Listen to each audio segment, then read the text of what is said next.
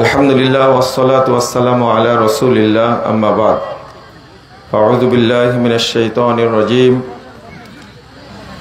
আমিলাতুন নাসিবা তাসলা নারান হামিয়া ওয়া ক্বালা তাআলা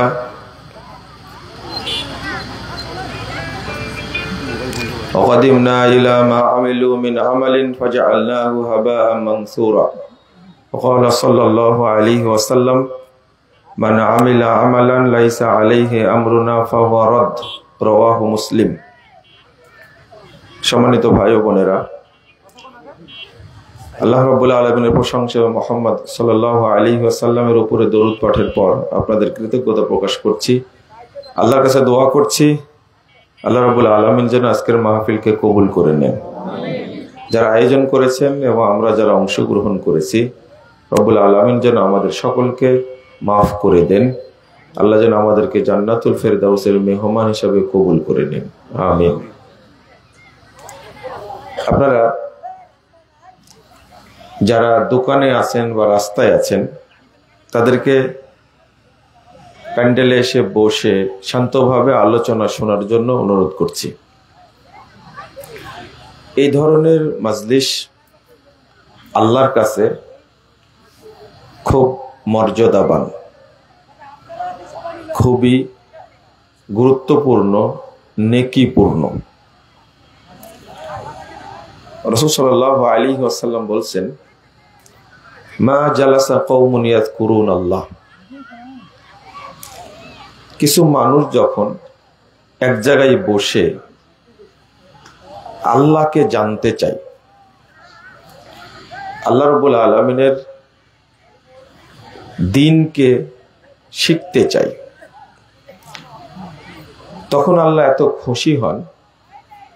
রাসূল সাল্লাল্লাহু আলাইহি ওয়াসাল্লাম বলছেন, এ ধরনের মাজলিস শেষ হলে আল্লাহ তাদেরকে বলেন আসমান থেকে, ইল্লা নাদাহুম মুনাদিম মিনাস সামা, আল্লাহ আসমান থেকে বলেন কুমু মাগফুরাল্লাকুম, তোমরা এখন চলে যাও, তোমাদের সবাইকে ক্ষমা করে দেওয়া হয়েছে। ক্ষমা, পাপ ক্ষমা একজনই করতে পারেন, তিনি আল্লাহ। এরপর আল্লাহ বলেন ফাকাদ বুদ্দিলাত সাইয়্যাতুকুম হাসানাত, তোমাদের যত পাপ ছিল সমস্ত পাপকে আমি আল্লাহ নেকি দ্বারা পরিবর্তন করে দিয়েছি।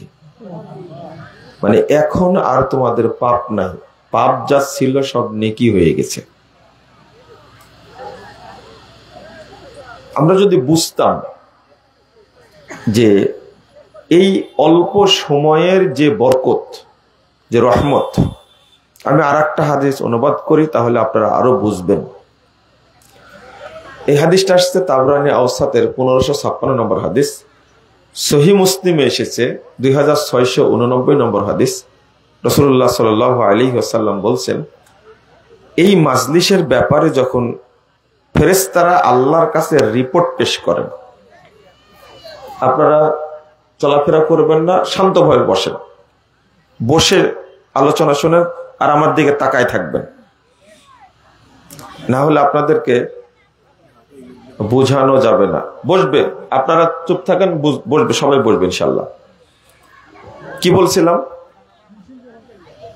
ফেরেশতারা আল্লাহর কাছে যখন রিপোর্ট পেশ করেন, তখন আল্লাহ বলেন, 1 নম্বর, উশহিদুকুম আন্নী কদ গফারতু লাহুম, তোমাদেরকে সাক্ষী রেখে আমি বলছি, যারা মাজলিসে এসেছে আমি তাদের সবাইকে ক্ষমা করে দিয়েছি।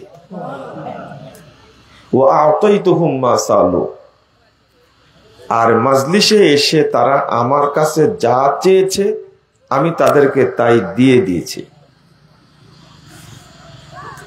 আপনারা চাননি,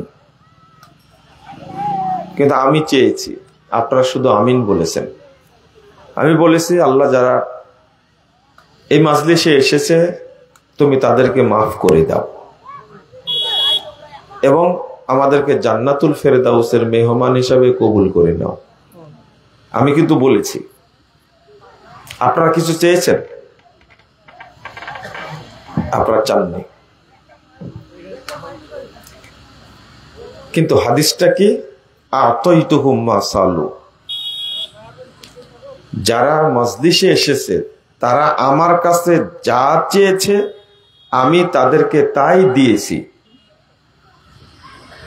এই মজলিসে এসে চাইলে আল্লাহর কাছে সেটা কবুল হয়, সাথে সাথে, সেটা দেরি হয় না। বোঝা গেল কি কথা? আমার কথা কি বুঝতে পারছেন আপনারা? মাজলিসে এসে চাইতে হয়, অন্তত বলতেন আপনি যে আল্লাহ তুমি আমাকে জান্নাতের জন্য কবুল করে নাও। আমরা মারা যাব না সবাই? অবশ্যই। আপনার দাদা চলে গেছে, আপনার নানা চলে গেছে, নানি চলে গেছে, দাদি চলে গেছে, আপনার বাপও যাবে, আপনিও এক সময় যাবেন। তা আল্লাহর কাছে সবচেয়ে প্রিয় কথাটা আপনার যে আল্লাহ তুমি আমাকে জান্নাতের জন্য কবুল করে নাও, এটা আপনাকে বলতে হতো এখানে। আর আপনি নিশ্চিত থাকবেন অন্য যত জায়গা আছে তার চেয়ে এই জায়গাটা আল্লাহর কাছে সবচেয়ে বেশি প্রিয় এবং আল্লাহ এটা কবুল করেন। তাহলে কয়টা কথা আসলো? আমরা আবার বলি। 1 নম্বর, আল্লাহ বলছেন আমি মাজলিসে উপস্থিত সমস্ত মানুষকে ক্ষমা করে দিয়েছি। 1। 2 নম্বর, তারা যত পাপ করেছিল সমস্ত পাপকে নেকি দ্বারা পরিবর্তন করে দিয়েছে। 3 নম্বর, আমার কাছে তারা যা চেয়েছে আমি তাই তাদেরকে দিয়ে দিয়েছি। ও আজারতুহুম মিম্মাস্তাজারু। 4 নম্বরটা হলো আল্লাহ বলছেন এই লোকেরা এখানে আসার কারণে যে কষ্ট পেয়েছে, সময় দিয়েছে, শ্রম দিয়েছে, এর কারণে আমি তাদেরকে পূর্ণ নেকি দান করলাম।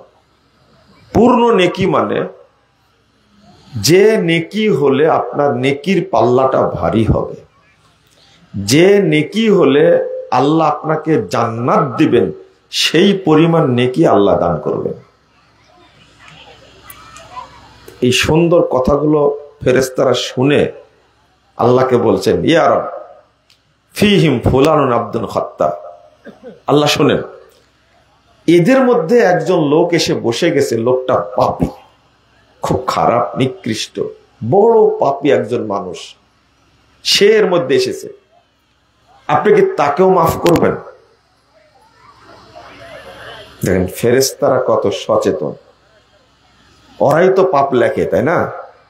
তো ওরাই তো জানে যে একটা লোক এসে বসে গেছে এর মধ্যে, ওরা মাজলিসে আসেনি। এই লোকটা ইন্নামা মাররা ফাজালাসা মাহু, রাস্তায় ঘুরে বেড়াচ্ছিল, মাজলিস দেখে সে এসে শুধু বসে পড়েছে, আপনি কি তাকেও মাফ করে দিবেন? আল্লাহ বলছেন ওয়ালাহু গফারতু, আমি ওকেও মাফ করে দিলাম। কেন মাফ করলেন?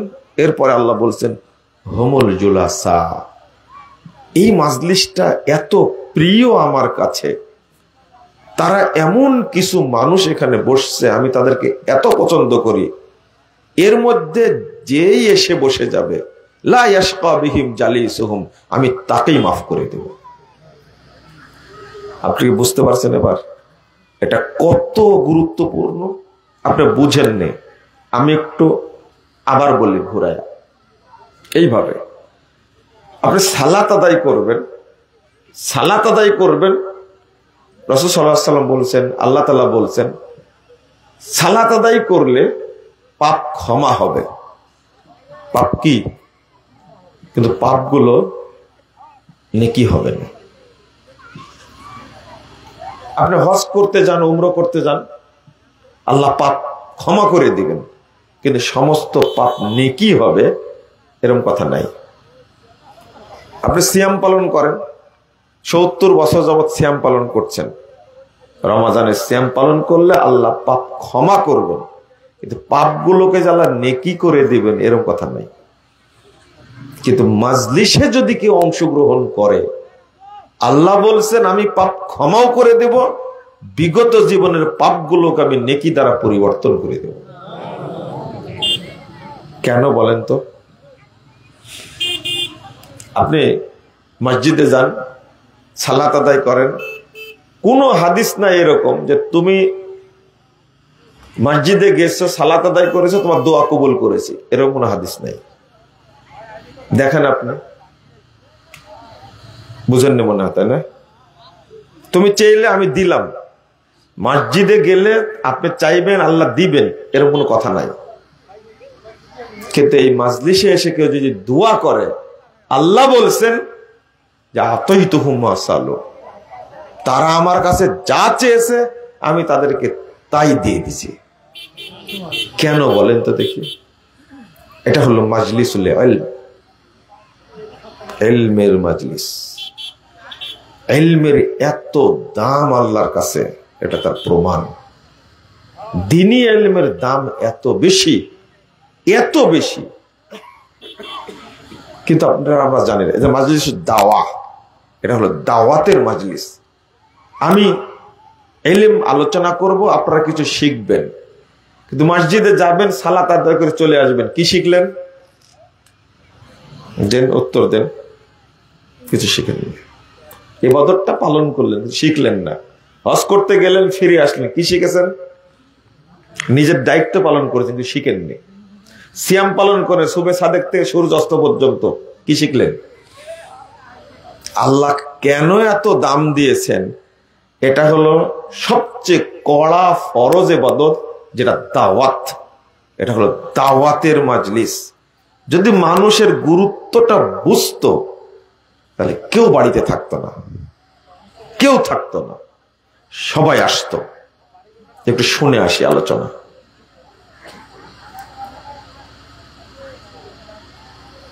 মানুষ এখন দুনিয়া নিয়ে ব্যস্ত। কি নিয়ে? দুনিয়া নিয়ে ব্যস্ত। কে কিভাবে কত কি পরিমাণ টাকা কামাই করতে পারবে, সেই চিন্তাটাই মানুষের এখন কি বেশি। পরকাল নিয়ে কোনো চিন্তাই করে না।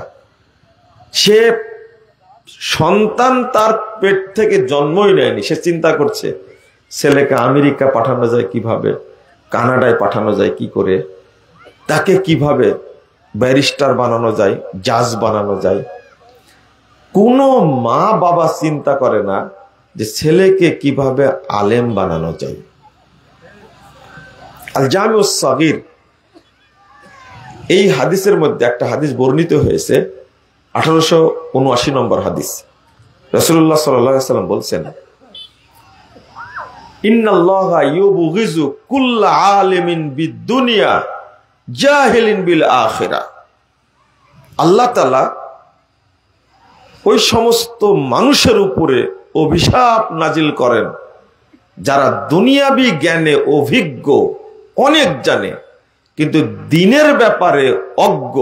আল্লাহ তাদের উপরে অভিশাপ করেন, লানত করেন। আস্তাগফিরুল্লাহ, আস্তাগফিরুল্লাহ, আস্তাগফিরুল্লাহ। বাংলাদেশে অধিকাংশ মানুষই জেনারেলি শিক্ষিত মানুষ, তারা এত পড়াশোনা জানে, কিন্তু তারা অভিশপ্ত কেন? তারা ওযুটাই করতে জানে না। চাকরি করতে করতে করতে রিটায়ার হয়ে গেছে, বয়স অনেক হয়ে গেছে, এখন 75-80 হয়ে গেছে, শরীর থরথরা কাঁপছে, কিন্তু এই লোকটা এখনো পেশাব করতেই জানে না। কিন্তু তিনি একজন বড় ক্যাডার, সচিব ছিলেন, ইঞ্জিনিয়ার ছিলেন, রিটায়ার করেছেন, ডাক্তার ছিলেন। সে স্ত্রী সহবাস করতেও জানে না। রাসূল সাল্লাল্লাহু আলাইহি ওয়াসাল্লাম বলছেন, স্ত্রী সহবাসের সময় যদি কেউ দোয়া না পড়ে, তাহলে শয়তানও তার স্ত্রীর সাথে মিলিত হয়। নাউযুবিল্লাহ, আস্তাগফিরুল্লাহ, আস্তাগফিরুল্লাহ, আস্তাগফিরুল্লাহ। তো এত পড়াশোনা করে কি লাভ? এই যে অভিশপ্ত, তাই সন্তান ভালো হওয়ার প্রশ্নই আসে না। এজন্য বড় পরিবার থেকে আলেম হয় না। কি হয় না? আলেম হয় না। কোটি কোটি টাকার মালিক, তাদের পরিবারে আলেম নাই, মানে তারা অভিশপ্ত। তারা অভিশপ্ত। আপনি মনে বুঝলেন না ভাষাটা, আপনি আমার ভাষা বুঝবেন না। আর আমি এইভাবে বললে আপনারা খুব গালিগালাজ করেন যে মুজাফফরের ভাষাই খারাপ। ভাষাটা কি আমার? আল্লাহ রাসূল সাল্লাল্লাহু আলাইহি ওয়াসাল্লাম বলছেন, ইন্নাল্লাহা ইউবগিযু কুল্লা আলিমিন বিদ-দুনিয়া। আপনি একজন এমন ইঞ্জিনিয়ার যে বাংলাদেশের সেরা ইঞ্জিনিয়ার, কিন্তু আপনি সেরা জাহেল আল্লাহর কাছে। আপনার মধ্যে কোরআনের জ্ঞান নাই। আপনি বাংলাদেশের একজন সেরা বিচারপতি, হতে পারেন প্রধান বিচারপতি বা সাবেক প্রধান বিচারপতি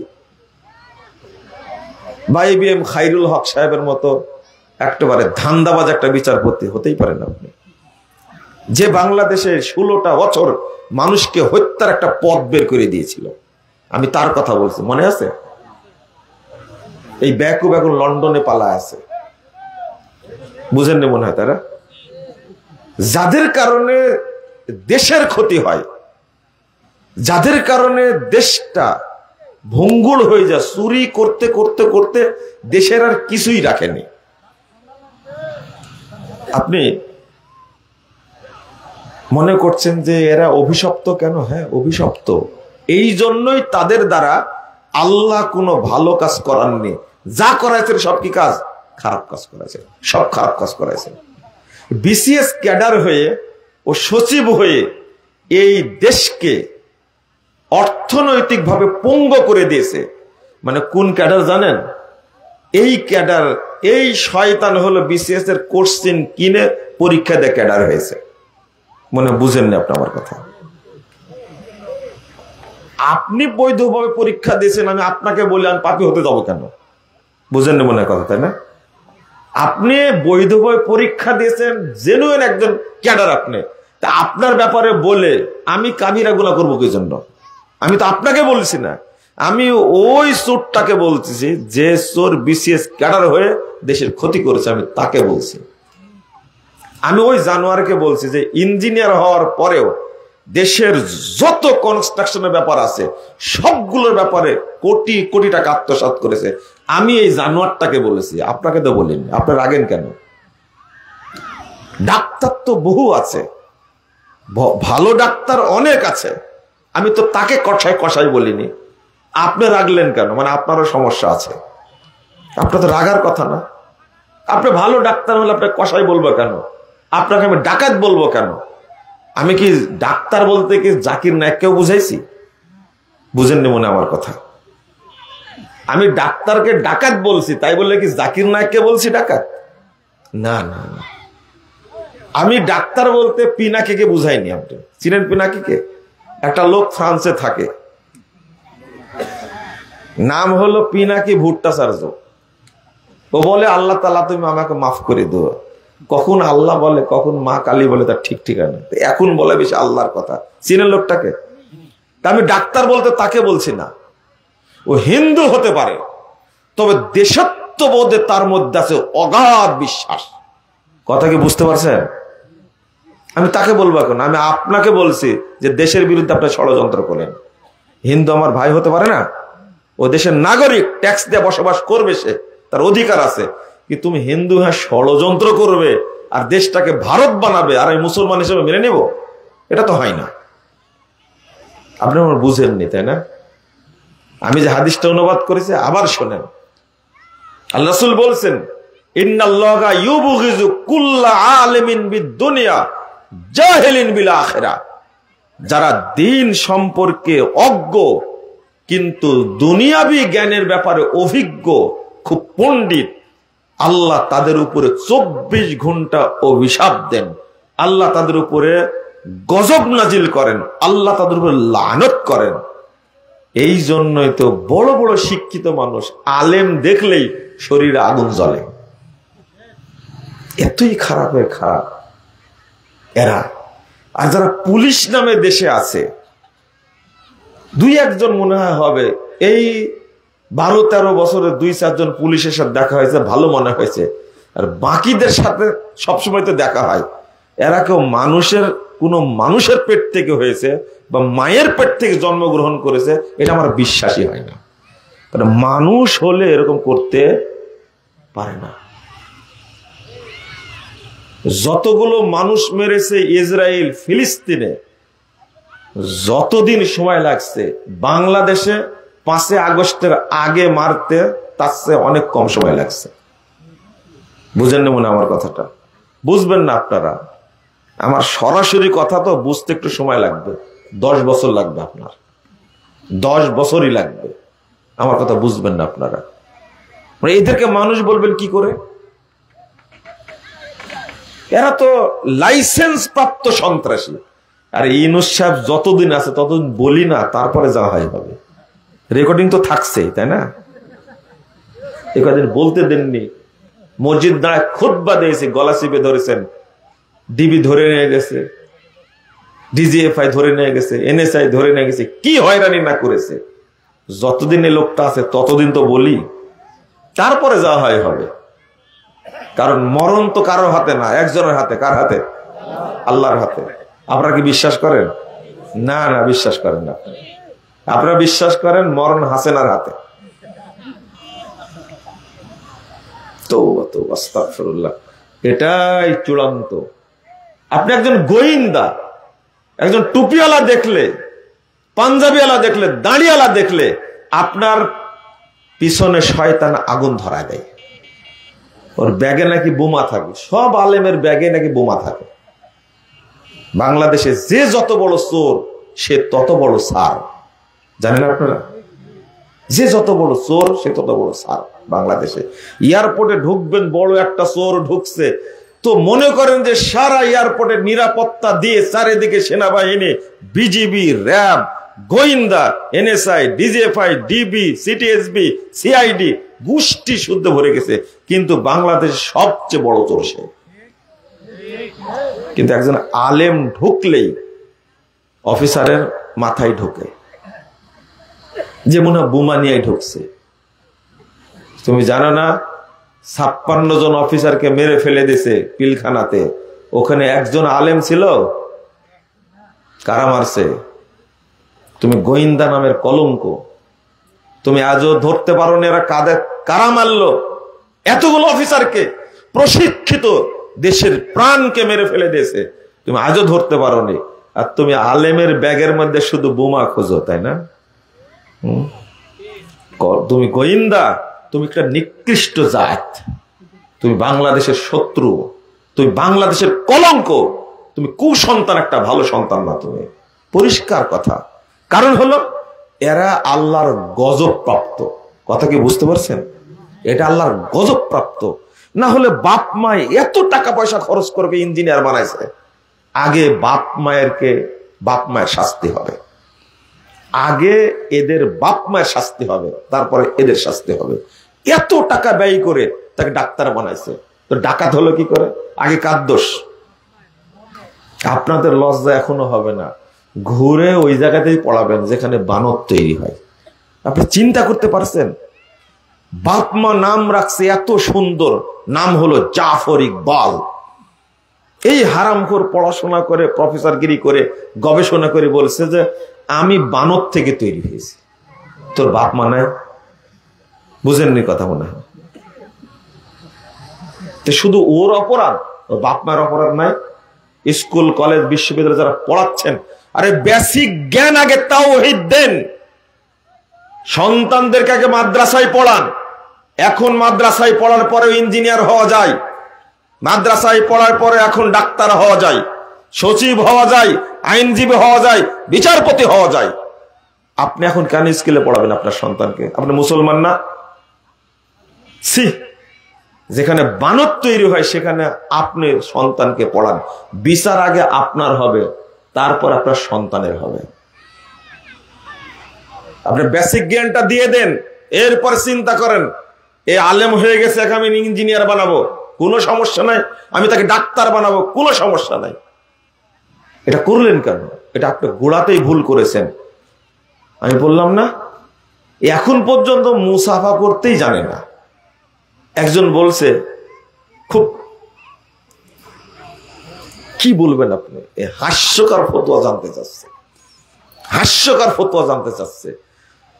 বলছে যে আপনি একটা কথা বলেছেন সেই দিন ভিডিওতে শুনলাম। কি কথা? যে গোসল করার আগে আপনি ওযু করে নেবেন, তাহলে গোসল করার পরে আর ওযু করা লাগবে না, ওই ওযুতেই কি সালাত হবে। হ্যাঁ বলেছি তো। তো কিন্তু আমি তো বহুদিন থেকে যেটা করি, ওযু ঠিকই করি, গোসল করার সময় পেশাব করি, আবার পায়খানা করি, ওইভাবে গোসল করে আবার কি করি, নামাজ পড়ি, তাতে কি হয়? আমি বললাম তো আপনি তো এখনো পবিত্রই না, তাহলে কি করে বলবো যে আপনি একজন শিক্ষিত মানুষ? আপনি কি বুঝেছেন ঘটনা? আরে ওযু করার আগে কি করতে হবে? পেশাব পায়খানার দরকার হলে কি করে নিতে হবে। বুঝেন না মনে হয় কথা, তাই না? অপবিত্র ব্যক্তি ওযু করার আগে কি অপবিত্র ধুয়ে নিবে, তাই না? তারপরে ওযু করবে, তারপরে গোসল করবে, তারপরে ওই ওযু দিয়ে কি করবে? সালাত আদায় করবে, কোনো সমস্যা নাই। কিন্তু এই বেয়াকুব মুরব্বী হয়ে গেছে, ৭৮ বছর বয়স, একে আমি কিভাবে অপমানটা করি বলেন তো দেখি? রিটার্ড পারছেন। এই জন্যই বললাম ও পবিত্রই হয়নি এখন পর্যন্ত, আজীবন অপবিত্র সে। মনে হয় বুঝেননি আপনারা? আজীবন অপবিত্র। ও সালাত কবুল হয়েছে, ওর যাকাত কবুল হয়েছে? লা হাওলা ওয়ালা কুওয়াতা ইল্লা বিল্লাহ, আস্তাগফিরুল্লাহ আস্তাগফিরুল্লাহ। ও আজ পর্যন্ত মুসাফাই শিখেনি।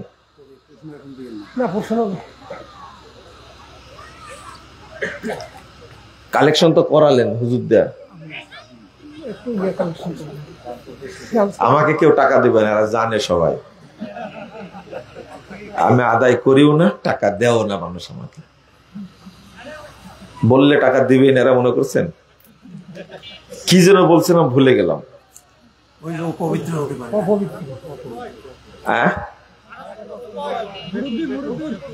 মুরব্বী? ও মানে এখনো পবিত্র হতেই জানে না, তাই না? আরে সালামটা পর্যন্ত উচ্চারণ করতে জানেন না। আমি আপনাকে অশিক্ষিত বলবো না থেকে শিক্ষিত বলবো বলেন দেখি? আপনার সব ডিগ্রি আছে কিন্তু কোরআন সম্পর্কে কিছুই জানেন না। আমি আপনাকে কিভাবে বলি, রাগ করবেন না। আপনার বয়স এখন ৮০ বছর।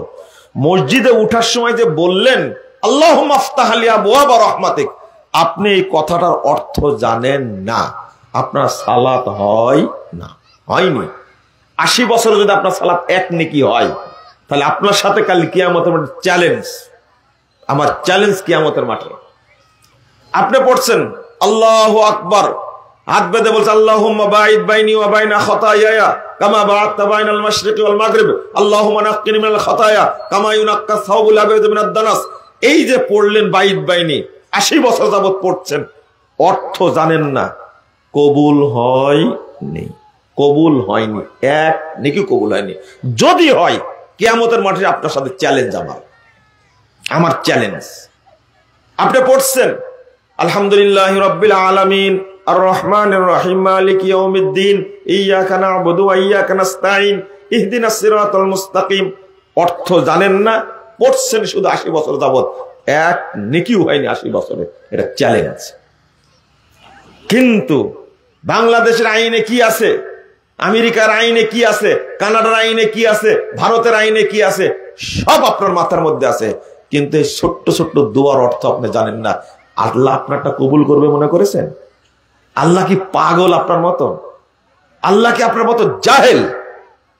নাউযুবিল্লাহ, আস্তাগফিরুল্লাহ আস্তাগফিরুল্লাহ, লা হাওলা ওয়ালা কুওয়াতা ইল্লা বিল্লাহ।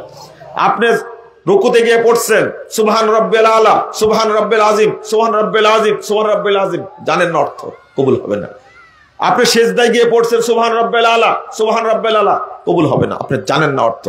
আপনি পড়ছেন তাশাহুদে আল্লাহুম্মা সাল্লি আলা মুহাম্মাদ ওয়া আলা আলি মুহাম্মাদ কামা সাল্লাইতা আলা ইব্রাহিম, অর্থ জানেন না, কবুল হয়নি, হবে না যতদিন পর্যন্ত অর্থ না জানবেন। আপনি পড়ছেন আল্লাহুম্মা ইন্নী যালামতু নাফসি যালমান কাসীরা ওয়া লা ইয়াগফিরু যুনুবা ইল্লা আনতা ফাগফিরলি মাগফিরাতাম মিন ইনদিক ইন্নাকা আনতাল গফুরুর রহিম। আল্লাহুম্মা ইন্নী আউযু বিকা মিন আযাবি জাহান্নাম ওয়া আউযু বিকা মিন আযাবিল কবর ওয়া আউযু বিকা মিন ফিতনাতিল মাসিহিদ দাজ্জাল ওয়া আউযু বিকা মিন ফিতনাতিল মাহইয়াল মামাত। আল্লাহুম্মা ইন্নী আউযু বিকা মিনাল মা'সামি ওয়াল মাগরাম। আপনি পড়ছেন ৮০ বছর যাবত, দোয়ার অর্থ জানেন না, কবুল হয়নি ৮০ বছরে, এক নেকিও হয়নি। যদি হয়ে থাকে আপনার সাথে আমার চ্যালেঞ্জ, হয়নি আপনার। আপনি পড়ছেন দোয়ায়ে কুনুত আল্লাহুম্মা হাদিনি ফীমান হাদাইত ওয়া আফিনি ফীমান আফাইত ওয়া তাওয়াল্লানি ফীমান তাওয়াল্লাইত ওয়া বারিক লি ফীমা আতাইত ওয়া কিনি শাররা মা কাদাইত ফা ইন্নাকা তাকযি ওয়া লা ইউকযা আলাইক। আপনি পড়ছেন, জানেন না অর্থ, এক নেকিও হয়নি আপনার। আপনি পড়ছেন জানাজায় আল্লাহুম্মা গফির লাহু ওয়ারহামহু ওয়া আফিহু ওয়াফি আনহু ওয়া আকরিম নুজুলাহু ওয়া ওয়াসি মাদখালাহু ওয়া গসিলহু বিল মাই সালজি ওয়াল বারদি কামা ইউনাক্কা সাওবুল আবিদ মিনাদ দারাস ওয়া আবদিলহু দারান খায়রাম মিন দারিহি ওয়া আহলান খায়রাম মিন আহলিহি ওয়া যাওজান খায়রাম মিন যাওজিহি। অর্থ জানেন না, 80 বছর যাবত পড়ছেন, 80 বছরে এক নেকি হয়নি আপনার। সাহাবী তাবেঈগণের বক্তব্য বিইজমাই সালাফ, তারা বলছেন ইন্নাল্লাহা লা ইয়াকতুবু লিল আবদি মিন সালাতিহি ইল্লা মা আকালা মিনহা বিইজমাই সালাফ। নিশ্চয় আল্লাহ তাআলা বান্দার সালাতের এক নেকিও লেখেন না, যতটুকু না জানবেন ততটুকু লিখবেন না, যতটুকু জানবেন ততটুকু লিখবেন। সালাত সম্পর্কে আপনি যতটুকু জানতে পারবেন আল্লাহ ততটুকু লিখবেন, যা জানেন না তা লেখেন না। আপনি কি বুঝতে পারলেন কথাটা? মনে বুঝেননি কথাটা, আপনি বুঝলেন না। আবার অনুবাদ করি, ইন্নাল্লাহা লা ইয়াকতুবু লিল আবদি মিন সালাতিহি ইল্লা মা আকালা মিনহা। নিশ্চয় আল্লাহ তাআলা তার বান্দার জন্য কোন নেকি লেখেন না যতক্ষণ পর্যন্ত সালাত সম্পর্কে যে না জানবে। আপনি 80 বছর যাবত 70 বছর যাবত সালাত পড়ছেন, সালাত সম্পর্কে কিছুই জানেন না, এই জন্য কবুল হবে না। রাসূল সাল্লাল্লাহু আলাইহি সাল্লাম বলছেন ইন্নার রাজুলা লা ইসাল্লি 60 সানা। আমার উম্মত শুনে রাখো, আমার উম্মতের অনেক ব্যক্তি সালাত আদায় করবে 60 বছর যাবত। 60 বছর যাবত আমার উম্মত সালাত আদায় করবে। কেউ কেউ মা তুকবালু লাহু সালাতুন, তার এক রাকাত সালাত কবুল হবে না। এটা আল্লাহর নবী বলেছেন। আপনাকে কিভাবে বলবো তাহলে? আল্লাহর নবী বলছেন যে আমার উম্মতের কোন কোন ব্যক্তি সালাত আদায় করবে কত বছর যাবত? 60 বছর যাবত। মা তুকবালু লাহু সালাতুন, তার এক সালাত কবুল হবে না, এক রাকাত কবুল হবে না। ওই ব্যক্তিকে আপনি, ওই ব্যক্তি আপনি ওই ব্যক্তি।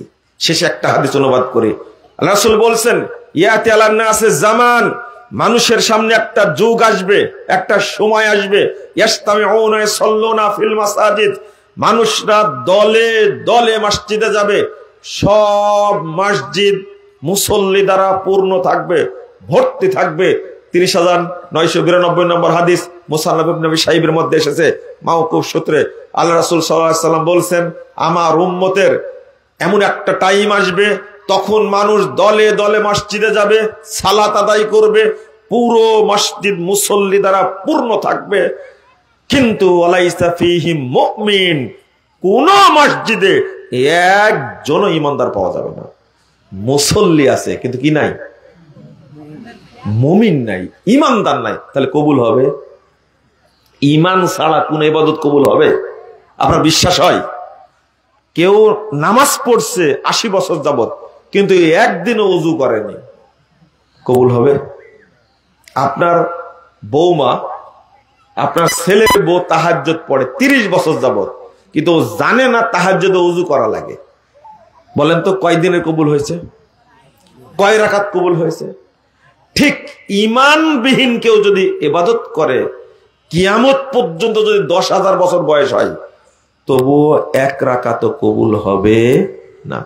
তো ওই যুগটা কোন যুগ? আমি যে বললাম যে কবুল হবে না, আরো কত হাদিস নেবেন আপনি? রাসূল সাল্লাল্লাহু আলাইহি সাল্লাম বলছেন রুব্বা মুসাল্লিন, 387 নম্বর হাদিস তাবরানী কাবিরের মধ্যে এসেছে, রুব্বা মুসাল্লিন, বহু মুসল্লি সালাত আদায় করে, লা খায়রা ফীহি, সেই সালাতে তার কোনো নেকি নাই, কোনো নেকি নাই। আল্লাহ রাসূল সাল্লাল্লাহু আলাইহি সাল্লাম বলছেন রুব্বা মুসাল্লিন লা খালাকা লাহু ইনদাল্লাহি আযজা ওয়া জাল, বহু মানুষ সালাত আদায় করবে, বহু মানুষ সালাত আদায় করবে কিন্তু আল্লাহর কাছে তার কোনো নেকি নাই।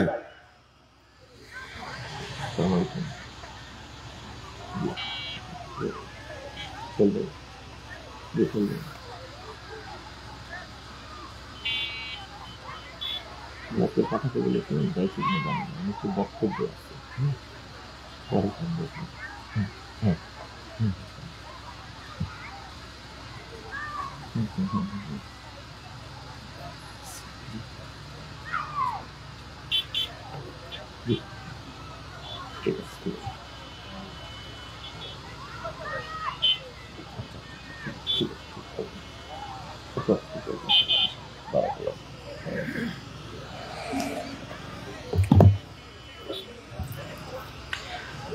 মামলার শেষ নাই, বুঝতে পারলেন? আমরা দুটা বক্তব্য টক্তব্য দিই, কিন্তু আমাদের নামে অনেক মামলা। আল্লাহ যেন রহম করে। কি জন্য বলছিলাম মাঝখান থেকে?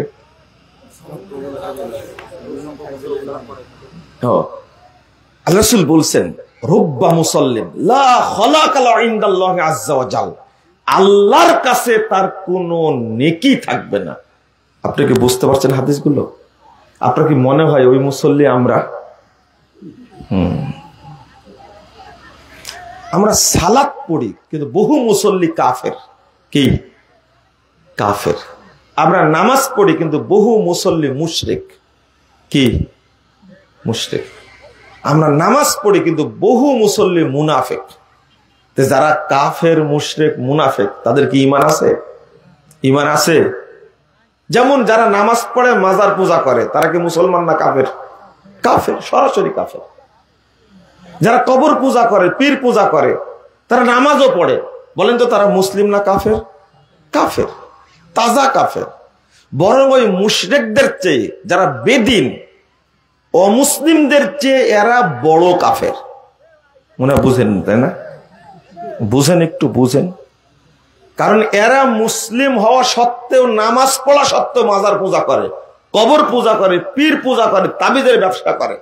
এরা মানে তাওহীদের সাথে তাগুতকে, শিরিকের সাথে ঈমানকে, ঈমানের সাথে কুফরকে মিশ্রিত করে। ওই অমুসলিমদের চেয়ে এরা বড় কাফের। এরা হলো মুরতাদ। এরা কি মুরতাদ? এরা বলে নাউজুবিল্লাহ, আস্তাগফিরুল্লাহ। তাহলে কবুল হবে কি করে? কিভাবে কবুল হবে? আমি আজকে আলোচনা করতে চেয়েছি একটা বিষয়ে, সেটা হলো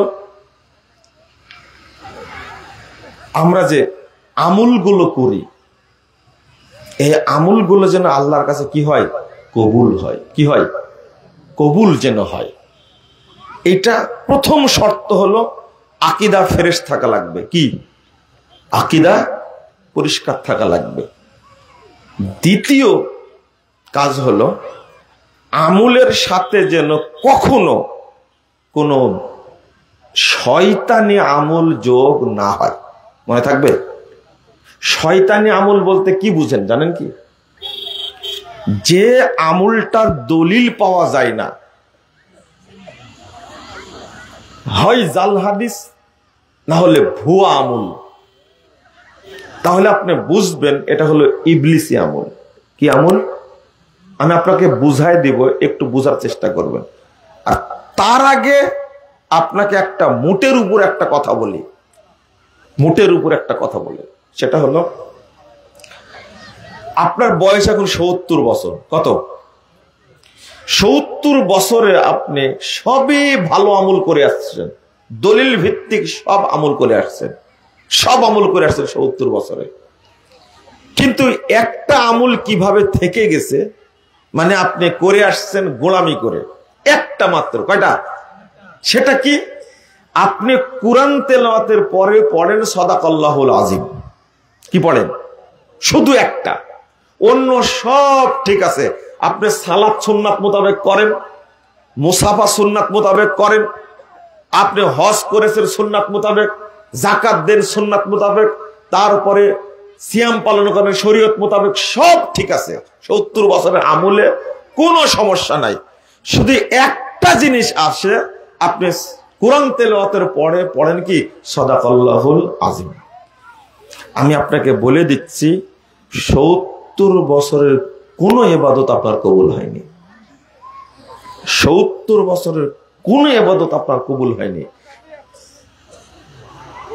কি বলছেন? পিছনে আপনি কি বুঝলেন ভাষাটা?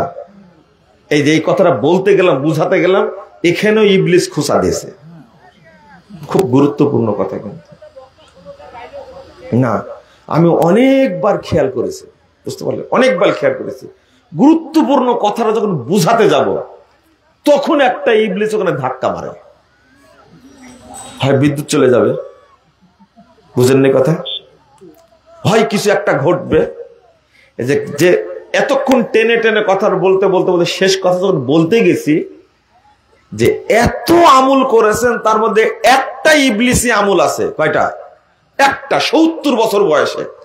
আপনার 70 বছরের কোন ইবাদত কবুল হবে না। এই ইবলিসি আমলটাও কিন্তু শিরকের একটা জাতি ভাই। কি ভাই? জাত ভাই। এটা একটা। আপনি এটা জানেন যে একটা শিরিক করলে কোনো ইবাদত কবুল হয় না, জানেন না আপনারা? এটা জানেন যেমন, কিন্তু আজ থেকে এটাও জেনে নেন সব ঠিক আছে আপনার ইবাদত, মাত্র একটা ইবলিসি আমল আছে। আমি বারবার ইবলিসি আমল কেন বলছি জানেন? আমি দলিল দেই বলি, তাহলে বুঝবেন। একটা হলো শয়তানি আমল, আর একটা হলো শরীয়তি আমল। কোনটা মানবেন? শরীয়তি আমল। আল্লাহ বলছেন 112 নম্বর আয়াত আর 121 নম্বর আয়াত, ওয়াকাযালিকা জাআলনা লিকুল্লি নাবিয়্যিন আদুওয়া শায়াতিনাল ইনসি ওয়াল জিনস ইউহি বা'দুহুম ইলা বা'দ যুখরুফাল কওলি গুরুরা।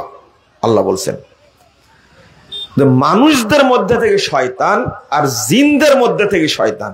তাহলে শুধু জিনের মধ্যে থেকে শয়তান আছে এটা বুঝেন না, মানুষের মধ্যেও কি আছে ভালো করে আগে বুঝেন। মানুষের মধ্যেও কি আছে? শয়তান আছে। জিনের মধ্যে কি আছে? শয়তান আছে। আল্লাহ বলছেন এরা একে অপরে কি করে? তথ্য আদান প্রদান করে।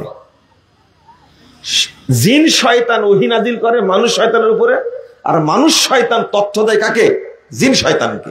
এবার কি বোঝা গেল আপনাদের কাছে? এই মানুষ শয়তানগুলো কারা, তাই না?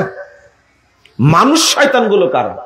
এই যে যারা দিন প্রচার করে, যারা দলিলবিহীন কথা বলে বেড়ায়, এইরাই হলো মানুষের মধ্যে থেকে শয়তান, এবং এরাই হলো ইবলিস শয়তানের একবারে নিয়োগকৃত দালাল। দালাল বুঝেন তো? ডিলার বুঝেন? ডিলার চামচা তো বুঝেন নিঃসন্দেহে। হ্যাঁ, খুব মনে রাখবেন। আর আপনি বলবেন যে মানুষের মধ্যে থেকে যারা দিন প্রচার করে, হ্যাঁ, যারা মিথ্যা কথা বলে, দলিল নাই, এরা কিন্তু ইবলিসের দালাল। একবারে ইবলিসের বেতনভুক্ত দালাল এরা। আমি দলিল দিচ্ছি, আপনি বুঝবেন। মুহাম্মদুর রাসূলুল্লাহ সাল্লাল্লাহু আলাইহি ওয়াসাল্লাম কত হাদিসে বলেছেন, তার মধ্যে 4142 নম্বর হাদিস মুসনাদ আহমদের মধ্যে এসেছে হাদিসটা। আল্লাহ রাসূল বললেন যে, ইবনে মাসউদ রাদিয়াল্লাহু আনহু বলছেন, খত্তান রাসূলুল্লাহ সাল্লাল্লাহু আলাইহি ওয়াসাল্লাম একটা দাগ টানলেন, টানার পরে বলছেন ওয়া হাযিহি হাযা সাবিলুল্লাহ, এটা আল্লাহর রাস্তা। অতঃপর ডাইনে অনেকগুলো বামে অনেকগুলো দাগ টানলেন। এবার বলছেন ওয়া হাযিহি সুবুলুন আলা কুল্লি সাবিল শাইতান ইয়াদু ইলাইহি, বলছে যে এই দেখো এইগুলো কিন্তু এক একটা রাস্তা, তবে প্রত্যেক রাস্তায় ইবলিস বসে আছে। কে? সে তার দিকে ডাকছে। এইটা একটা হাদিস। বলেন তো এই ইবলিস কোন ইবলিস? মানুষের ইবলিস না জিনদের ইবলিস? মানুষ শয়তানেরা। মানুষ শয়তান কারা? আল্লাহ রাসূল সাল্লাল্লাহু আলাইহি ওয়াসাল্লাম বলেছেন 7084 নম্বর হাদিস সহিহ বুখারী, দুআতুন আলা আবি জাহান্নাম মান আজাবাহুম ইলাইহা কাযাফুহু ফিহা। বহু দায়ী, বহু আলেম তারা ডাকবে মানুষকে এই দিকে আসে, দেখেছে তারা নিজেরাই দাঁড়িয়ে আছে জাহান্নামের দরজা, আলা আবওয়াবে জাহান্নাম মান আজাবাহুম ইলাইহা কাযাফুহু ফিহা। তাদের ডাকে যেই সাড়া দিবে তাকেই ধরে তারা জাহান্নামের মধ্যে ফেলে দিবে, নিক্ষেপ করবে। তাহলে এরা হলো কি? আলেম শয়তান। কি শয়তান? দায়ী শয়তান। দুআতুন আলা আবওয়াবি জাহান্নাম। ওই যে রাস্তায় বসে আছে, আগে বললাম মানুষ শয়তান, আর এখন হাদিস দ্বারা প্রমাণ কি হলো? কি বলেন? আপনি কি সুরের বক্তব্য শুনতে আসছেন আপনারা? না না, ওই হিসাব করে কোনো লাভ নাই। আমার দিকে তাকায় থাকেন, বুঝেন। আর যদি আপনার মাজায় বল থাকে তাহলে বলবেন যে আপনি এগুলো হাদিস বললেন ঠিক আছে কিনা, আপনি যাচাই করে আসবেন। কথা কি বুঝতে পারলেন? আমি আপনাকে বুঝাচ্ছি মানুষের মধ্যে শয়তান আছে। এই শয়তান হলো দায়ী যারা, তারাই শয়তান। এই শয়তান হলো আলেম, যারা মিথ্যা কথা বলে তারাই হলো শয়তান। আপনি কি বুঝেছেন এবার, না তাও বুঝেননি? আমি অত লম্বা করতে গেলে আমারটা বলে শেষ করতে পারবো না, শুধু এতটুকু বুঝেন। এখন আপনাদের প্রশ্ন, এই যারা মিথ্যা কথা বলে দাওয়াতি কাজ করে এরা হলো মানুষের মধ্যে থেকে শয়তান। একজন লোক বলছে, এত সুন্দর করে বলছে, যে ব্যক্তি স্ত্রীর নিচের ঠোঁটে চুমু দিবে একবার, তার জন্য কবুল উমরার নেকি হবে। সুবহানাল্লাহ, কথা কি বুঝতে পারলেন? এই যে হুজুর যে কথা বলল, এই বক্তাই হলো শয়তান বক্তা। থামেন, এভাবে তো কেউ বলবে না। আমি বলছি, শুনেন না, যে এই কথাটা বলেছে এ কিন্তু মানুষ। কি মানুষ? এই টুপিওয়ালা, এই পাগড়িওয়ালা, আলখেল্লাওয়ালা মঞ্চে উঠে এই কথা বলেছে, এই হারামখোরি হলো শয়তান। এই হলো মানুষের মধ্যে নিযুক্ত ইবলিশ শয়তানের পাক্কা দালাল। তুমি আমার হাদিস বের করো তো দেখি কোথায় আছে যে স্ত্রীর নিচের ঠোঁটে চুম্বন একবার করলে তার জন্য কবুল একটা উমরার নেকি হয়। কারণ হলো এটাতে হুজুরও খুশি, বেশি টাকা পাবে, এটাতে আপনারাও খুশি যে বউ ওয়াজটা শুনে আমাকে আদর করবে, এটাতে আবার মহিলারাও খুশি, যাক আমার হাজবেন্ড অন্তত আজকে হাদিসটা শুনে আমল করবে। বুঝেননি মনে হয় কথাটা? আপনি কি বুঝতে পারলেন? এই যে দলিলটা বলল, এক বক্তা বলছে আদম আলাইহিস সালামকে যখন আল্লাহ সৃষ্টি করলেন তখন আদম আলাইহিস সালাম একা একা লাগে। কি লাগে? একা লাগে, মানে পুরুষ মানুষ একা থাকতে পারে না। তো আল্লাহ একটা মহিলা তৈরি করলেন, নাম হলো হাওয়া। কি নাম? হাওয়া। সুন্দরী মহিলা তৈরি যখন করেছেন তো আদম খালি তার দিকে তাকায়, খালি তাকায়। একবার আদম হাত দিতে গেছে, ধরতে গেছে, আল্লাহ যাই হাত দিও না, এখনো বিয়েই হয়নি, হাত দিবা কেন? বুঝছেন কথা? তো আল্লাহকে বলছে তো বিয়ে হলে কি করতে লাগবে? তো মোহর দেওয়া লাগবে। তো মোহর কি হবে? তো বলছে যে মোহর হলো আল্লাহর নবী, শেষ নবী মুহাম্মাদের উপরে 10 বার দরুদ পড়া। 10 বার দরুদ পড়ে দিলে বিয়ে হয়ে গেল। আদম আলাইহিস সালামের বউ হয়ে গেলেন কে? হাওয়া। আচ্ছা, আপনি কি বিশ্বাস করেন আদম এত বড় একজন জ্ঞানী মানুষ, নবী, একটা মহিলার দিকে তাকাবে, তাকে ধরতে যাবে? এই ইবলিস, তোমার বিচার আগে হবে। তুমি কেমনে এই কথা বললে? আদম আলাইহিস সালাম আমাদের জাতির পিতা, আদম আলাইহিস সালাম মুসলিম জাতির পিতা, তুমি তার উপর অপবাদ দিলে, বেটা হয়ে তুমি বাপের বিরুদ্ধে অপবাদ দিলে, তুমি বক্তা না শয়তান? ছি, অবশ্যই শয়তান। ইবলিসের নিয়োগপ্রাপ্ত শয়তান। শয়তান না হলে এভাবে বলতে পারে না, নবীর উপরে এভাবে অপবাদ দিতে পারে। আপনি মনে হয় বুঝলেন না কথাটা। আমি আপনাকে বুঝাচ্ছি মানুষের মধ্যে দিয়ে শয়তান কারা। আপনি কি বুঝতে পারছেন? আল্লাহ যে বললেন, আগে বলেছেন শায়াতিনাল ইনস ওয়াল জিন, আগে বলছেন মানুষদের মধ্যে থেকে শয়তান, তারপরে বলছেন জিনদের মধ্যে থেকে শয়তান। তারা কারা? তুমি এভাবে বললে, তুই বক্তা মানুষ, বক্তা হলেই বলতে হবে। আরে আল্লাহ আদম আলাইহিস সালামের বাম পাজরের বাঁকা হাড় থেকে তার স্ত্রীকে তৈরি করেছে, তার বিয়ে লাগবে কেন? বেকুব। আল্লাহ নিজেই বলছেন ওয়া খালাকা মিনহা যাওজাহা, আল্লাহ তার হাড় থেকে তার স্ত্রীকে তৈরি করেছেন। হাওয়া কি সাধারণ মহিলা হিসাবে তৈরি করেছেন? বুঝেন মনে কথাটা?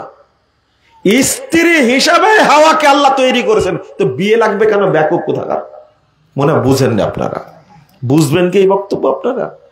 কানের মধ্যে পচা পানি ঢুকে ঢুকে ঢুকে কান নষ্ট হয়ে আছে।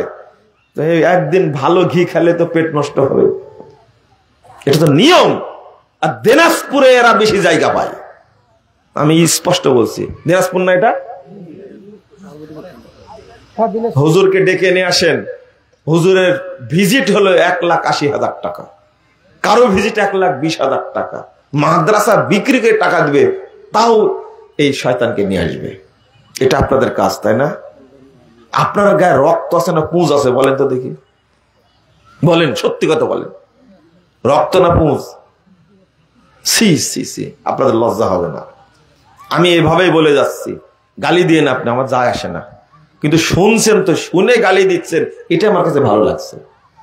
আপনার জন্য দোয়া করি, আল্লাহ যেন বুঝার তৌফিক দান করে। কেন বুঝবেন না আপনি? রাসূল সাল্লাল্লাহু আলাইহি ওয়াসাল্লাম বলছেন, দেখো শয়তান, এই যে ইবলিস আমল কিভাবে হয়, ইবলিস আমল কিভাবে হয়। সহিহ বুখারীর 3210 নম্বর হাদিস, 4701 নম্বর হাদিস, হাদিসগুলো খুলে দেখবেন। আল্লাহ রাসূল বলছেন, ইন্নাল মালাইকাতা তানজিলু ফিল আলানাই ফিস সাহাব তাসকুরুল আমরা মা কুদিয়া ফিস সামা।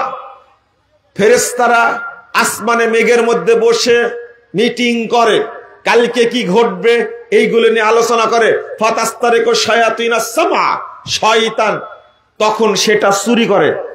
ফাতাস্তারিকু শায়াতুন আস-সামা, শয়তান চুপি চুপি গিয়ে উঠে। কিভাবে উঠে দেখা দিচ্ছেন, শয়তান একজনের কাঁধের উপর আরেকজন উঠে, আরেকজনের কাঁধের আর উঠতে উঠতে একবারে ফেরেশতাদের কাছাকাছি চলে যায়, কান পেতে শুনে চুরি করে, শুনে একটা ফাতুহি আলাল কুহান। অতঃপর শয়তান কি করে, যারা মানুষের মধ্যে থেকে শয়তান, তাদের কাছে ওহী করে। এই ওহীটা কিভাবে করে? ইবলিস শয়তান যে মানুষ শয়তানের কাছে ওহী করে কিভাবে? ব্রেনে। কোথায়? স্বপ্নে নাজিল করে। কিসে? স্বপ্নে নাজিল করে, বলে দেয় ওকে, ইবলিস শয়তানকে বলে দেয়। আর যারা গণক আছে ওদেরকে তো ডাইরেক্ট বলে। গণকরা কিভাবে জানতে পারে? ও জিনকে হাজির করে, তাই না? কিভাবে আল্লাহ মিলাই দিচ্ছেন দেখেন। রাসূল সাল্লাল্লাহু আলাইহি ওয়াসাল্লাম বলেছেন, ফায়াকযিবুনা মাহা মিয়াতা কাযবাতিন, সাহাবীরা শোনো, এর সাথে ইবলিস যোগ করে আরো 100টা। শুনেছে একটা, যোগ করেছে কয়টা? 100টা। 100টার বেশি যোগ করে। তাহলে এখন বোঝা যাচ্ছে, যেটা শুনলো একটা, যোগ করলো 100টা, টোটাল কয়টা হলো? কয়টা হলো? 101টা। এবার বলেন তো, সত্য কয়টা আর মিথ্যা কয়টা? একটা সত্য, আর বাকি কি? এইগুলো হলো জাল হাদিস, এইগুলো মিথ্যা কথা। তাহলে দলিল পেলেন আপনি, আর একটা দলিল নেন। কত দলিল নেবেন আপনি? ইবনুল কাইয়্যিম রাহিমাহুল্লাহ তিনি বলছেন, শয়তান মানুষের উপরে 7 দফা কর্মসূচি নিয়ে কাজ করে। শয়তানের দফা কয়টা? কয়টা? 7টা। 8টা না, 7টা। 7 দফা কর্মসূচি শয়তানের। তার মধ্যে প্রথম দফা হলো শয়তান মানুষকে কাফের বানায়। কি বানায়? 2 নম্বর কর্মসূচি হলো শয়তান মানুষকে দিয়ে বেদাত করায়। হলো যত বেদাতের আবিষ্কার হয়েছে সবকে তৈরি করেছে ইবলিস। ইবলিস শয়তান। না হলে এত বুদ্ধি কোথায় পেল রে ভাই? বলছে সুলাইমান আলাইহিস সালাতু ওয়াস সালাম একবার বললেন, আল্লাহ আমি এক সন্ধ্যা তোমার সৃষ্টিকুলকে খাওয়াবো। তা আল্লাহ বললেন, তুমি পারবা না, সৃষ্টিকুল কি কম বলেন তো দেখি? অনেক। বলছে না আমি পারবো। যখন সুলাইমান আলাইহিস সালাম ছাড়লো না, তখন বলল ঠিক আছে খাও। 6 মাস যাবত 50 কিলোমিটার ব্যাপী খাদ্য তৈরি করলো। যেদিন আল্লাহ খেতে দেননি কাউকে, সেদিন একটা মাছ লাফ দিয়ে এসে হা করে যা ছিল সবই খেয়ে ফেলেছে। রান্না করছে কত বছর যাবত? 6 মাস। কত কিলোমিটার ব্যাপার হয়েছে? 50। মানে দুনিয়াটা 50 কিলোমিটার, তাই না? সমগ্র বাংলাদেশ কত টন? ট্রাকের গায়ে লেখা থাকে না কয় টন? ঠিক আপনার বুঝটার বক্তার বুঝ কিন্তু একই হয়ে গেছে। সারা বাংলাদেশ 50 কিলো হবে। সারা পৃথিবীর মানুষ খাবে, কিন্তু রান্না করে তৈরি করেছে কয় কিলোমিটার খাবার? এটা মানে কিভাবে বানায় আল্লাহ ভালো জানে। শুধু আপনাকে ধোঁকা দেওয়ার জন্য ইবলিস এগুলো করে। এবার মাছ তো হা করে আছে, বলছে যা তুই যাবি না, বলছে না, আল্লাহ এইরকম আমাকে খাওয়াই প্রতিদিন ৭০,০০০ লুকমা। কয় হাজার? কেবল 1 লুকমা হয়েছে, আরো দিতে হবে। কত? আর কত বাকি আছে? কত? শুধু ৬৯,৯99 লুকমা এখনো বাকি আছে। সুলাইমান আলাইহিস সালাম সেজদায় পড়ে গেলেন, আল্লাহ তুমি আমাকে মাফ করে দাও। আচ্ছা, সুলাইমান আলাইহিস সালাম নাকি বক্তার মতো গাধা? এত বড় নবী এরকম ফালতু কথা বলতে হয়? আল্লাহর সাথে পাল্লা দিতে যাবে সুলাইমান আলাইহিস সালাম, এ কথা কি সত্য? বলেন তো দেখি। আপনারা সত্য মনে করেন তো, তাই না? কিন্তু আমার কপাল খারাপ যে এইরকম শ্রোতা আজকে পাইনি, না হলে সুবহানাল্লাহ বলে একবার সামিয়ানা ফেটে যেতে হবে। কপাল খারাপ আমার। আপনারা সুবহানাল্লাহ বলতেও জানেন না। আপনি কি মনে করলেন সুলাইমান আলাইহিস সালাম এত বড় অভিজ্ঞ নবী, বাপ দাউদ আলাইহিস সালাম এমন একজন ব্যক্তি, তার ব্রেনের সাথে বাপ পারেনি, দাউদ আলাইহিস সালাম পারেনি, সেই নবীকে বললেন আপনি আল্লাহর সাথে পাল্লা লেগেছিলেন সুলাইমান আলাইহিস সালাম। নাউযুবিল্লাহ, নাউযুবিল্লাহ, আস্তাগফিরুল্লাহ। খবরদার, সাবধান। এইগুলো তৈরি করেছে কে? একজন বলছে, শুনুন, একজন বলছে যে আমাকে কানে কানে বলছে যে ভাই আপনি কি বললেন যে বিসমিল্লাহিল আলিউল আযীম আল ইসলামু হাক্কুন আল কুফরু বাতিল আল ঈমানু নূরুল কুফরু যুলমাতুন, এটা জাল দোয়া। আমাকে কানে কানে বলছে। আমি বললাম যে ওযুর দোয়া। এটা জাল দোয়া তো। এটা তো বলছে এত বড় দোয়া জাল, বুঝেন? কিন্তু আমি বললাম আপনার জন্যই বড় করে তৈরি করেছে, যেন আপনি বুঝে ধোঁকা না পড়ে না। মানে আপনি মনে করে নিয়েছেন বড় দোয়া যে হতো, জাল হওয়ার সম্ভাবনা নাই, আর ছোট্ট দোয়া বিসমিল্লাহ এটাই মনে হয় জাল। তোবা তোবা তোবা, ইবলিস এইভাবে মানুষকে ধোঁকা দিচ্ছে। তাহলে আজকে কিছুই যদি না শিখেন, একটা জিনিস তো শিখলেন আপনারা, কি? এই ভুয়া যত আমল সব আবিষ্কার করেছে কে? কে? জোরে বলেন একটু। জং ধরেছে ভিতরে, সব কে তৈরি করেছে? তাহলে সাদাকাল্লাহুল আযীম কে তৈরি করেছে? নাউযুবিল্লাহ, আস্তাগফিরুল্লাহ, আস্তাগফিরুল্লাহ। সাবধান, দয়া করে জীবনে যেমন শিরিক করবেন না, তেমনি জীবনে বেদাত করবেন কবুল হবে না, কবুল হবে না।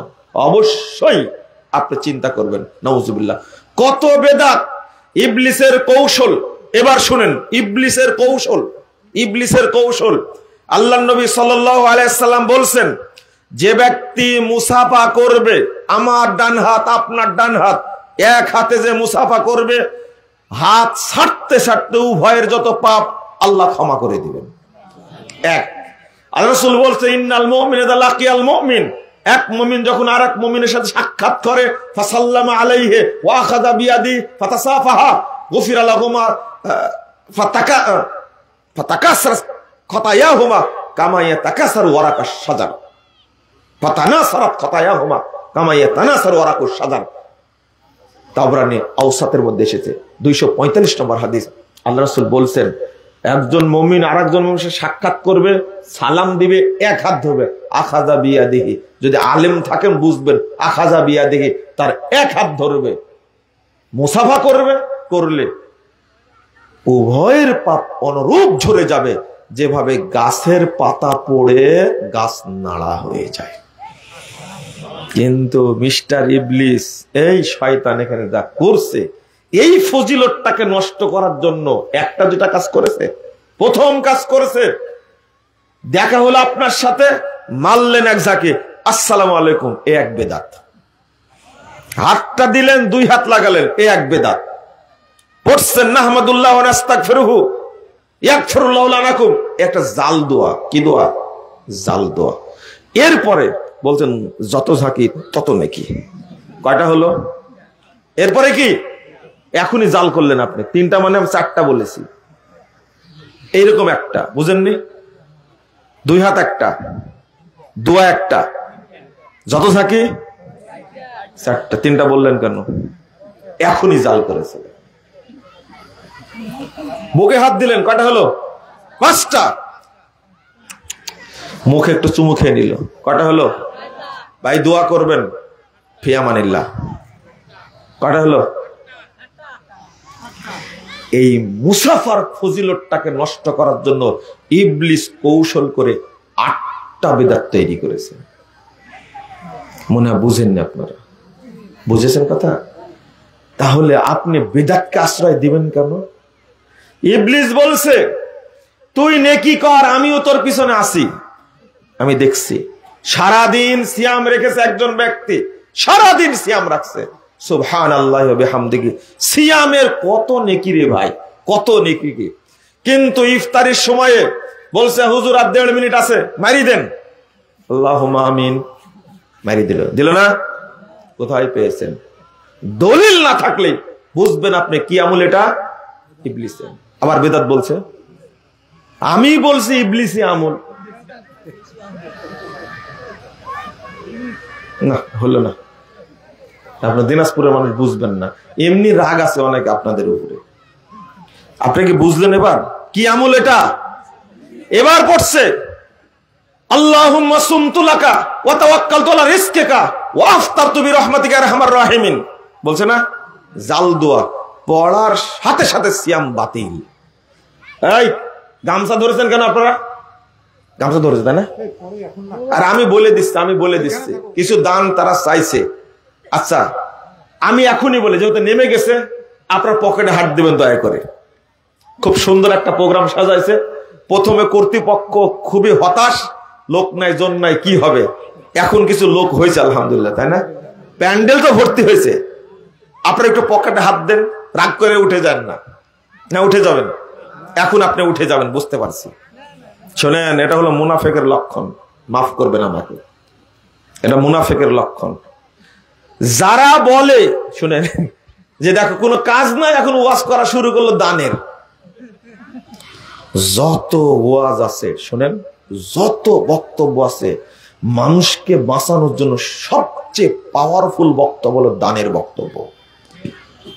আপনি বিপদে যখন পড়বেন, আপনাকে বাঁচানোর জন্য দান ছাড়া বড় পাওয়ারফুল কোন ইবাদত নাই, এটা মনে রাখবেন।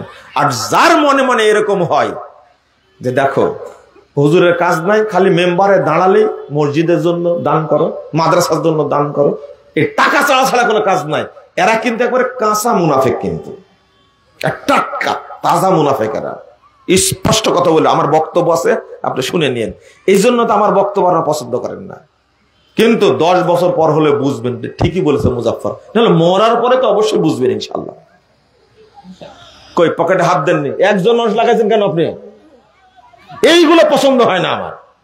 এত অলস হলে চলবে নাকি? 2টা লোককে ঢুকাছে, দেখেন তাহলে এতগুলো লোকের মধ্যে। আপনাদেরকে আরো তাজা হওয়া লাগবে। আমি বলেছি শোনেন, আপনারা ব্যবসা করছেন কার সাথে বলেন তো? আল্লাহর সাথে না? আল্লাহর সাথে ব্যবসা করতে গিয়ে এত গুজামেল দিয়ে এত অলসতা করে নাকি পাওয়া যাবে? তাজা থাকতে হবে একবারে। আমি বললাম 3টায় আজান দিবেন, 3:15 জামাত করবেন বলেছি, কিন্তু 3:15 আজান দিছে, জামাত করতে 3:30। আমি বক্তব্য শুরু করতে 4:45 বেজে গেছে, ঠিক না? 4:45 বেজে গেছে। তা আমি যে কিছু বলতে এসেছি, আপনারা কিছু শুনতে এসেছেন, বলবো কখন? রাগ হয় না বলেন তো দেখি? 2 জন লোককে নামা দিচ্ছে, এতগুলো মানুষ। ভাই তরুণ ভাই আপনারা উঠেন তো একটু, আপনারা উঠেন। মাদ্রাসার প্রোগ্রাম না মসজিদের, না কিছু বুঝছি না। মসজিদের তো মসজিদে দান করবেন, আপনারা একটু সহযোগিতা করবেন দয়া করে। জাযাকুমুল্লাহ খায়রান ওয়া বারাকাল্লাহু ফিকুম। মসজিদে যেহেতু দান, আমি একটা দোয়া করে যাব আপনাদের জন্য। আল্লাহ যারা এই মসজিদে 1 টাকা দিবে, তুমি তাকে 1 কোটি টাকা বরকত দিও। বলেন আমিন, বলেন। 10 টাকা দিলে আল্লাহ তুমি 10 কোটি টাকা দিও। আল্লাহ যদি কেউ 1000 টাকা দেয়, তুমি তাকে 1000 কোটি টাকা বরকত দিও। হয় আপনি পাবেন, আল্লাহর ভান্ডারে অভাব নাই, হয় আপনি পাবেন, না আপনার সন্তান পাবে, না হলে আপনার নাতিপুতি পাবে, অথবা তার উত্তর শুধু পাবে। এই দোয়া কবুল হবে, পাবে ইনশাআল্লাহ। আমার অন্তর কোনো ঘাটতি নাই। আল্লাহ আপনাকে যদি 10,000 কোটি দান করবে, 10,000 কোটি টাকা যদি দান করে, 10 টাকা দেওয়ার কারণে আমার একটুকু হিংসা হবে না, বরং আমি বলবো আল্লাহ তুমি আরো দাও। আমার অন্তরটা আলহামদুলিল্লাহ এত বড়, সব মসজিদের জন্য চাইতে পারি আমি, সব মাদ্রাসার জন্য চাইতে পারি আমি, কিন্তু আমার মাদ্রাসার কথা বলি না। আমি সব মাদ্রাসার জন্য চাইতে পারি, বলতে পারি, উদ্বোধন করতে যাই, মানুষ কোপ দিতে বলে, ছাদ হনে নিয়ে যায়, সব জায়গায় যাই, বলি আল্লাহ তুমি এখানে দান করো, কিন্তু আমার প্রতিষ্ঠানের কথা আমি বলি না। আমার প্রতিষ্ঠান নাই, নাই মনে করেছেন তো? আমার অন্তরটা আলহামদুলিল্লাহ অনেক বড়। আপনারা দান করবেন, আল্লাহ আপনাকে দিবেন ইনশাআল্লাহ। কি বলছিলাম বলেন? আর কোনদিন বেদাত করবেন? ইবলিস বসে আছে। আপনি একটা ছোট ছোট উদাহরণ নেন তাহলে বুঝবেন। আপনি জানেন যে ব্যক্তি জানাজা করলো এবং যে ব্যক্তি দাফন করলো, ওই ব্যক্তি 2টা উহুদ পাহাড়ের সমান নেকি পেল। কয়টা? 2টা উহুদ পাহাড়ের সমান। উহুদ পাহাড় লম্বাই হলো 4 কিলোমিটার, আর এই দিক থেকে উঁচুতে 4 কিলোমিটার, আর নিচ দিয়ে লম্বা হলো 8 কিলোমিটার। একটা নেকি হবে এত বড় উহুদ পাহাড়ের সমান, নিচে কত কিলোমিটার আমি জানি না। বুঝেন না মনে কথা? একটা নেকি দাফন করা ফেললেন, আর এক নেকি হলো। কিন্তু আল্লাহুম্মা আমিন, হুজুর মিলাই দিল দাফনের পর এক মুনাজাত, যা পেয়েছিলেন গোষ্ঠী শেষ। এ হলো ইবলিসের কৌশল। মনে থাকবে আপনার? মনে থাকবে? থাকবে না, থাকবে না, থাকবে না আপনার। আপনি সালাতের মধ্যে হিসাব করেন, আমি অল্প বলতে চেয়েছিলাম, সালাতের মধ্যে হিসাব করেন। আপনি যখনই দাঁড়াচ্ছেন সালাতে, যাই নামাজের দোয়া পড়ছেন, ইন্নী ওয়াজ্জাহাতু ওয়াজহিয়া লিল্লাযী ফাতারাস সামাওয়াতি ওয়াল আরদ হানিফা ওয়া আনা মিনাল মুশরিকিন। আগে তো ওযু নষ্ট করেছেন, ওযু নষ্ট, নামাজ নষ্ট, এরপর আবার নতুন করে নামাজকে নষ্ট করলেন, শেষ। আর কবুল হবে না। যদি এই নামাজ কবুল হয়, আপনার সাথে চ্যালেঞ্জ, আল্লাহর সামনে দেখা হবে ইনশাআল্লাহ। দলিল নাই, যাই নামাজের কোনো দোয়া নাই, আপনি পড়লেন, শেষ। এরপরে পড়ছেন নাওয়াইতু পড়ছেন, মানে আরো শেষ। বুঝেননি মনে হয় কথাটা? কান ধরছেন, এবার কি ধরছেন? কান ধরে আল্লাহু আকবার। কান ধরলেন কেন? এ এক বেদাত। বেদাতের উপরে জন্ম, বেদাতের উপরে মৃত্যু। সালাতকে তো শেষ করে দিয়েছে, আমি তো বুঝতে পারিনি। আল্লামা সাইদি রাহিমাহুল্লাহ জেলখানায় বলতেন, বাবা আমার জন্য দোয়া করো, আল্লাহ যেন আমার 2 রাকাত নামাজ কবুল করে। কয় রাকাত? 2 রাকাত। আমি বলতাম, আমি দোয়া করি আল্লাহ যেন আপনার সব ইবাদত কবুল করে। তখন না না না না না, এত বড় দোয়া করা লাগবে না, 2 রাকাত যেন কবুল হয়। আমি তো বুঝিনি, কিন্তু মুহাম্মদুর রাসূলুল্লাহ সাল্লাল্লাহু আলাইহি ওয়াসাল্লাম বলছেন, আউয়ালু মা ইয়াসাল আবদু হাসাবু সালাতু ফাইন কুবিলা মিনহু কুবিলা সাইর আমালি। সালাতের হিসাব আগে হবে। সালাত যদি কবুল হয়ে যায়, অটো অন্য যত আমল আছে সব কবুল হয়ে যায়, সব কবুল হবে। সালাত কবুল হলে সব আমল কবুল অটো হয়ে যাবে, বলুন আলহামদুলিল্লাহ। এই জন্যই তো আমি তো বুঝতে পারিনি, 2013 সালের 25শে ডিসেম্বর আমার কাছে একটা পত্র দিয়েছেন জেলখানা থেকে, শিরোনাম দিয়েছেন। পত্রটা হলো 9 পৃষ্ঠার পত্র। কত লেখা লিখতে চেয়েছেন, কত কথা বলতে চেয়েছেন, 9 পৃষ্ঠার ছোট ছোট লেখা, 9 পৃষ্ঠার লেখা। শিরোনাম দিয়েছেন, ভুল সংশোধনে সফলতা আছে, ব্যর্থতা নেই, লজ্জারও কিছু নেই। এই শিরোনাম দিয়েছে। আমি শিরোনাম দেখে হতবাক হয়েছে। এই শিরোনামটা একটা বিপ্লব। কে বুঝবে কথাটা? এত বড় আলেম, মুফাসসিরে কোরআন, সারা পৃথিবীর মুসলিমরা তাকে চিনে, বাংলাদেশে হিন্দুরাও চিনে। তিনি লিখছেন, ভুল সংশোধনে সফলতা আছে, ব্যর্থতা নেই, লজ্জারও কিছু নেই। হুজুর, তোমাকে তো তোমার এলাকার মানুষই চিনে না, কিন্তু তোমার এত অহংকার কেন? আমাকে এত গালি দাও কেন হুজুর? টেকনাফ থেকে তেঁতুলিয়া পর্যন্ত এই কাঠমোল্লারা এতই গালি দেয়, এতই গালি দেয়। আর বলছে না, সাইদি সাহেবের সাথে দেখা হয়নি, কোনো পত্র দেয়নি, মুজাফফর মিথ্যাচার করছে।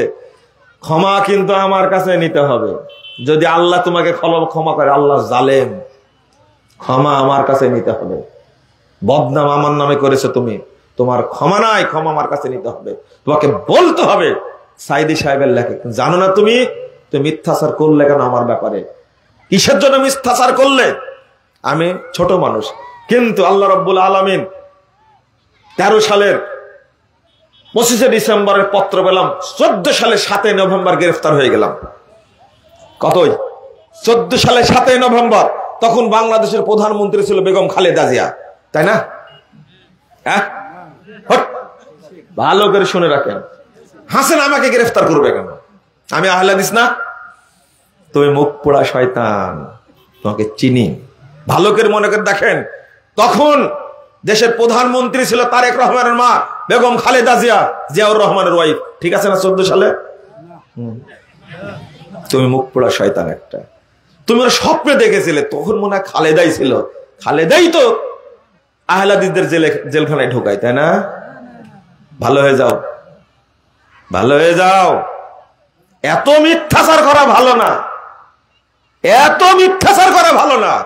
গতকাল বক্তব্যে বলেছি, আল্লাহর অনেক শুকরিয়া, যখন দেখছি বাশার আল আসাদের পতন হয়েছে সিরিয়ায়, হয়নি?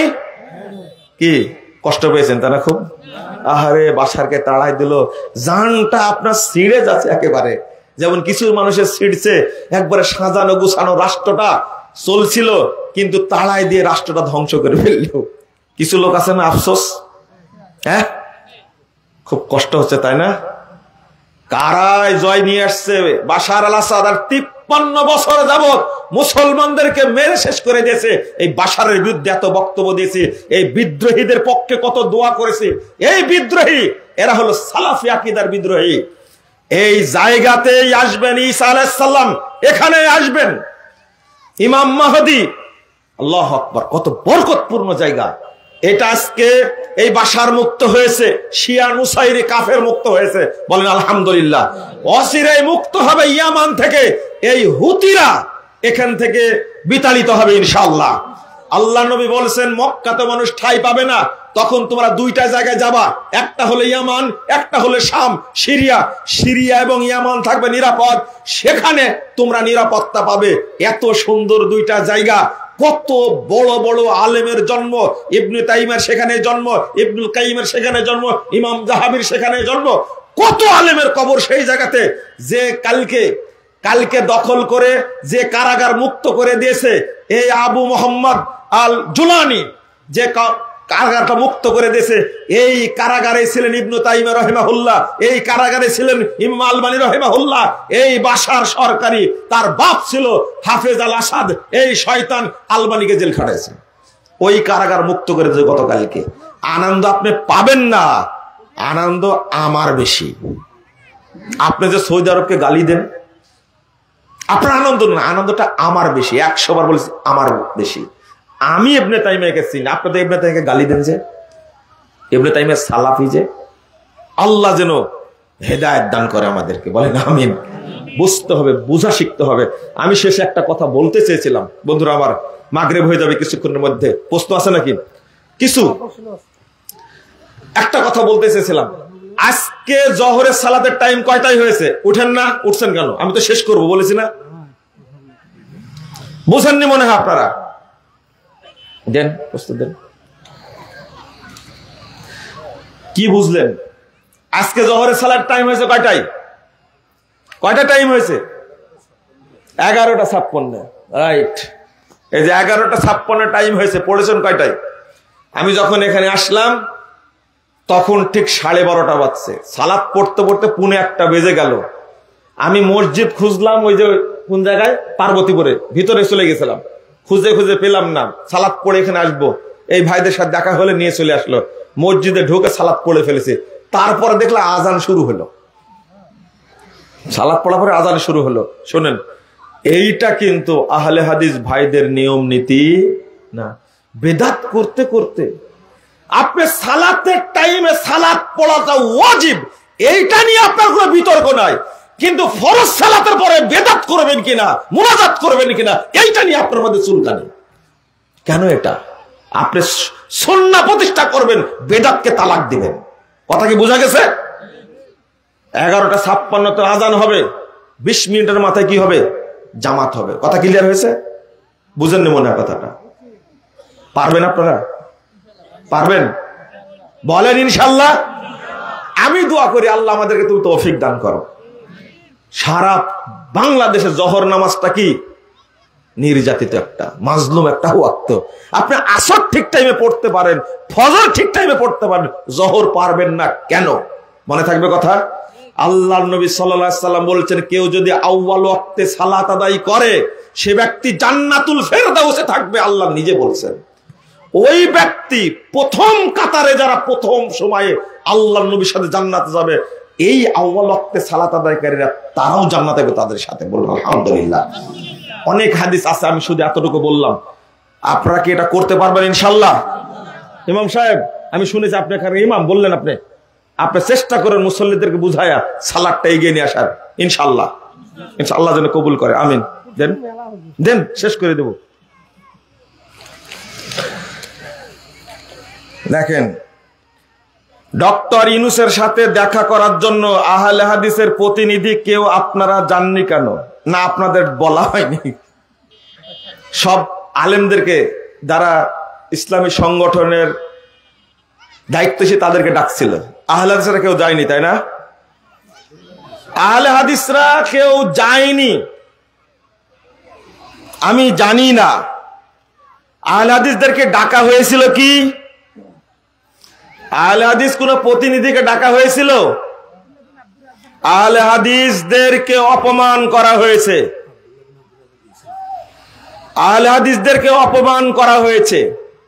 এই তালিকা তারাই দিয়েছে যারা বলে আহলে হাদিসরা আহলে খবিশ, যারা বলে আহলে হাদিসরা ইহুদিদের দালাল, যারা বলে আহলে হাদিসরা ইংরেজদের দালাল, তারাই এই তালিকা দিয়েছে। তার সাথে যোগ করেছেন আমাদের প্রফেসর ডক্টর মুস্তাউদ্দিন সাহেবকে। যোগ না করে পারবে না, কারণ হলো ডক্টর মুস্তাউদ্দিন সাহেব সরাসরি বর্তমান উপদেষ্টা মাহফুজ আলম সাহেবের শ্বশুর, তার জামাই হলেন মাহফুজ আলম। তাই একটু ভালো হতে গিয়ে তার নামটা দিয়েছে। যদি নাম দেওয়া হয় আহলে হাদিসদের প্রতিনিধি, তাহলে প্রথম নামটা আসতে পারে বাংলাদেশ জমিয়ত আহলে হাদিসের সভাপতি, বৃহত্তর সংগঠন হিসাবে প্রফেসর ডক্টর আব্দুল্লাহ ফারুক সালাফির নাম আসতে পারে। এরপরে নাম আসতে পারে প্রফেসর ডক্টর আসাদুল্লাহ গালেব স্যারের নাম আসতে পারে। কিন্তু এই দুইটা নাম কি এসেছে? আমি শুনলাম ডক্টর মুস্তাউদ্দিন সাহেবের কাছ থেকে যে তাকে ফোন দেওয়া হয়েছিল, তিনি বলেছেন আমি আহলে হাদিসদের প্রতিনিধি না, প্রতিনিধি বৃহত্তর সংগঠনের একজন হলে ডাক দেন প্রফেসর ডক্টর আব্দুল্লাহ ফারুক সালাফিকে, দুইজন হলে ডাক দেন প্রফেসর ডক্টর আসাদুল্লাহ গালেব সাহেবকে ডাক দেন। তিনি বলেছেন আমরা আহলুল হাদিস, আমরা আহলে খবিশ না, আমরা ইহুদিদের দালাল না। এই জন্যই তো বলে তোমরা মুখ পোড়া বান্দর। আহলে হাদিসদের ব্যাপারে ডক্টর ইউনূস সাহেবকে, তার উপদেষ্টা মণ্ডলীকে ভুল তথ্য দেওয়া হয়েছে। যারা আহলে হাদিস বলার সাহস রাখে না, আমি মনে করি তোমরা আহলে হাদিস পরিচয় দিও না ভাই। আহলে হাদিসদেরকে গালিগালাজ করো না, আহলে হাদিসের অপমান করো না। মনে রেখো, আহলে হাদিসদেরকে নিয়ে যে খেলানো হচ্ছে। আমাকেও বলা হয়েছিল, আমিও বলেছি প্রফেসর দুইজন হলে প্রফেসর ডক্টর আব্দুল্লাহ ফারুক সাহেবকে আপনি ফোন দেন, আর আরেকজনকে ফোন দেন প্রফেসর ডক্টর আসাদুল্লাহ গালেব সাহেবকে ফোন দেন। আমি বলতে পেরেছি, আমি বলেছি, কিন্তু আসলে আহলে হাদিসদেরকে ডাকাই হয়নি।